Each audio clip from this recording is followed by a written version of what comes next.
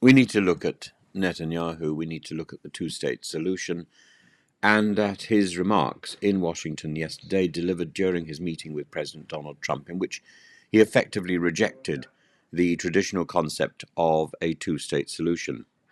This was a consequential meeting, a moment in the long, tortured history of Israeli-Palestinian negotiations. For decades, the two-state solution has been the dominant framework proposed for resolving the Israeli-Palestinian conflict, and it envisages an independent Palestinian state alongside Israel with agreed borders and security guarantees. Yet this vision has steadily eroded in practice. Israeli settlements have expanded throughout the West Bank, fragmenting any prospective Palestinian territory. Gaza, governed by Hamas since 2007, has been subjected to repeated wars, most recently the catastrophic conflict triggered by Hamas's October the 7th, 2023 attack on Israel. And against this backdrop, Netanyahu stood at the White House on Monday and told the world he wants peace, but not a Palestinian state with genuine sovereignty. His words were both blunt and chillingly direct. He said, Palestinians should have all the powers to govern themselves, but none of the powers to threaten us. That means a sovereign power, like overall security, will always remain in our hands. In essence, Israel would retain permanent military control. He justified this by citing the horrors of October the 7th, Hamas's surprise attack that killed around 1,200 people in Israel and took hundreds hostage. Netanyahu called Gaza under Hamas a state, one that, in his view, invested not in building hospitals or schools, but in constructing tunnels and bunkers to launch massacres, and he warned that any Palestinian state would become a platform to destroy Israel in the same way. He concluded with the phrase of dark finality, "We vowed never again is now, it's not going to happen again." President Trump, sitting beside Netanyahu, was notably evasive when asked directly whether he still supports a two-state solution. He replied, "I don't know," and deferred to Netanyahu. And this non-committal stance reflects a broader shift in American diplomacy under Trump, who has consistently aligned himself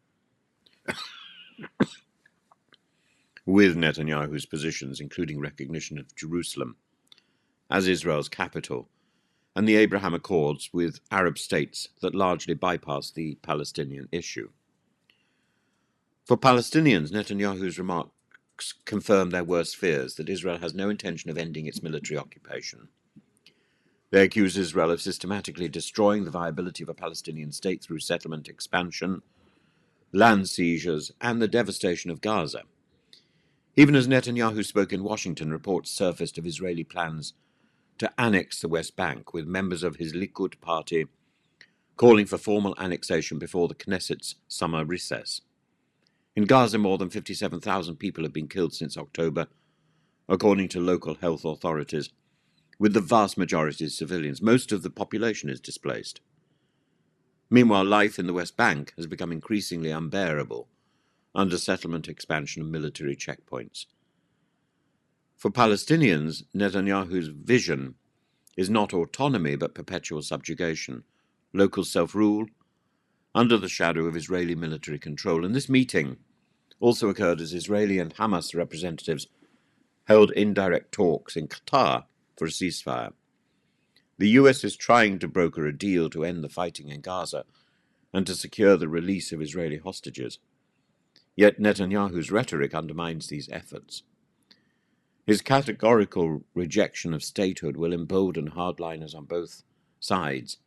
It signals that even after any ceasefire, Israel intends to retain permanent control. And ultimately, Netanyahu's visit to Washington laid bare the death of the traditional two-state solution, at least as long as his government holds power. His insistence that Israel will forever control security leaves Palestinians with no real sovereignty. It envisages a fragmented, occupied land where they may vote for municipal councils but never for their own state. As Netanyahu put it bluntly, now people will say, "It's not a complete state, we don't care." The question for the world is whether it does care, and what kind of future awaits Israelis and Palestinians in the absence of any viable path to peace.